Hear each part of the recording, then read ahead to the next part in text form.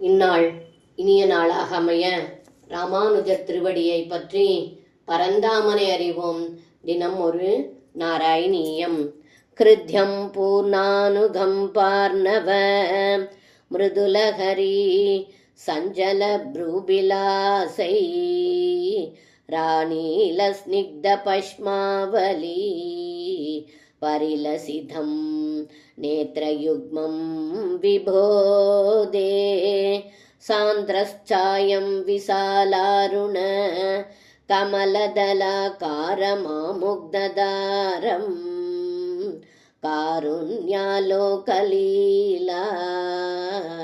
சிசிரித புவனம் சிவ்யதாம் மையநாதே. இந்த பாடலுக்கு அர்த்தம்: ஏ குருவாயூரப்பா, அருள் நிறைந்த கருணை கடலின் மெதுவான மென்மையான அலைகளினால் இங்கும் அங்கும் அசையச் செய்கின்ற புருவங்களின் அழகால் தங்களுடைய இரு கண்களும் மனதை கவரும்படி விளங்குகிறது. மேலும் நன்கு கருத்த இமைகளின் மயிர்களுடன் காட்சி அளிக்கின்றீர்கள்.